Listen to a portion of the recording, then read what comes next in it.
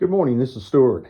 I've never posted a video on YouTube before, but I thought this would be a good one to do on my build of a copy of the Dusty Hill blonde base with the reverse headstock.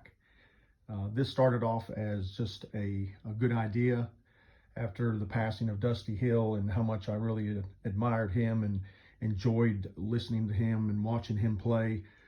I even more enjoyed all of the instruments that he had and the different Telecasters and Fender basses that he played, but more so the relicking and how they looked.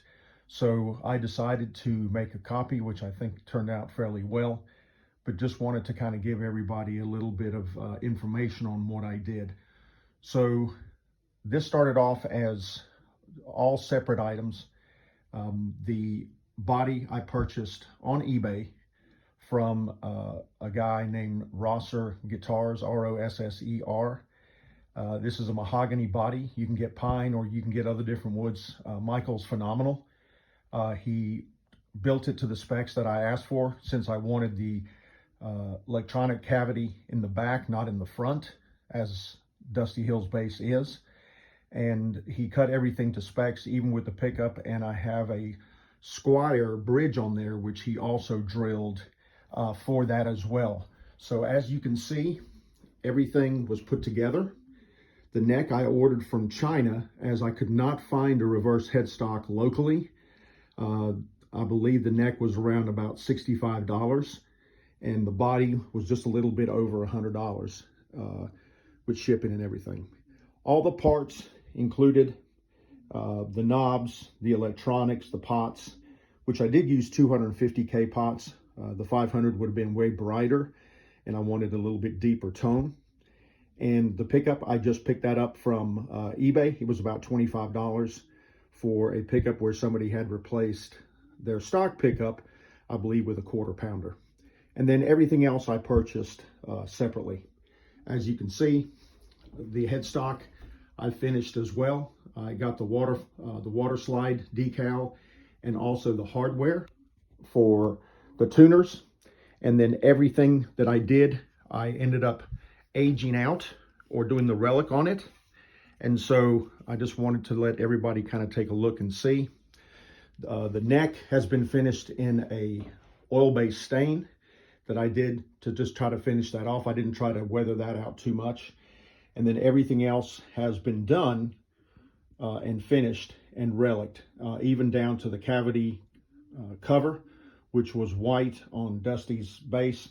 And then I also ordered the back plate for the neck on eBay as well. So I think with the paint and primers and all of the hardware, neck and body, I probably have about $300 in everything. I also got the Dunlop strap lock buttons and put those on there as well. So I just wanted everybody to kind of see how it turned out. The one thing I did when it comes to relicking the hardware was sanding the hardware down and using ferric chloride, which you can actually order on eBay as well. I will switch over here and show you some of the stuff that I used on the body to recreate everything. But as you can see, the bridge I ordered off of eBay as well. It was about $15. It's a Squier bridge, but if you notice, it matches the Dusty Hill bass with the double piece instead of the 4 individual with the ferrules and everything. So all of this stuff, like I say, pretty much was ordered off of eBay, and everything came in great shape, and I feel like everything turned out. I also took the frets and the fretboard and even weathered that down. I used a Dremel tool with a sander, which was very easy to do. Depends on how much weathering or how much relicking that you wanted to do with this. So I'll walk over here and show you some of the products that I used on the body. As you can see, I've got them all lined up. The body, I sanded down with 320 grit paper to give it a final sanding. And then I applied a product which I will also talk about, which is called Aquacoat. And that product, let me just go ahead and pull that out so everybody can see that. And I'll set that down here on the table as well. To fill in the grain, this is what I used in order to get the grain done properly. Smooth out everything. Very easy to apply. You can order that online as well. It's a water-based material, and you use the smoother, the little plastic tool, to smooth that out, and then it sands exceptionally well. It does raise the grain a little bit as well. I primed the entire body with the bin. This is a pigmented shellac base because you do not want to use an alkyd or an oil-based primer with the lacquer going on top of that. They're not compatible. I ordered the color tone from StewMac, came in, and this was plenty to do the body. I would say that it's very close. If you're going to do more pieces or you're going to do the neck or other things, you may want to order 2 cans, but this was plenty to do the body, and I applied 4 to 5 coats of the lacquer. So the bin primer was the first. I applied 2 coats of the bin and sanded in between, made sure that those were completely dry, and then applied 5 coats of the lacquer. This is the blonde finish. And then I used a urethane on top of that. You could use a lacquer if you wanted to, but the polyurethanes bonded well and are holding up extremely well with the lacquer finish. Now, I will say that you need to let the lacquer dry completely. I would let it dry for a day or a couple of days to make sure it's cured out really well. It does dry quickly in between coats.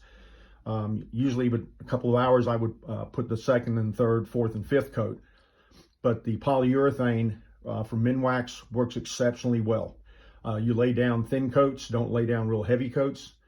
And the Minwax satin is in the gold can and the gloss is in the silver can. You can choose to use lacquer if you want to. That's entirely up to you. And one thing I will say is that whenever you're using the lacquers or the urethanes, I always put them in a bowl of hot water and let them heat up because they lay down a lot smoother. The finish is a lot nicer once it lays down on the surface when it's warm and the body is warm as well. That's the biggest thing. When it comes to aging your bridges and your pieces and tuning machines, I used a product which is called ferric chloride, and you can get that on eBay. It's about $12 or $13.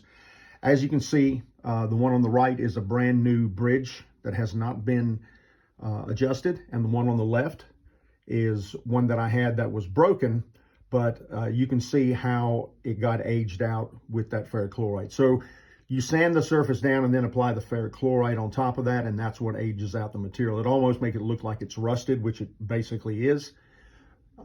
Be very careful. Sand as you want to. If you sand very heavily, it's going to relic it extremely fast.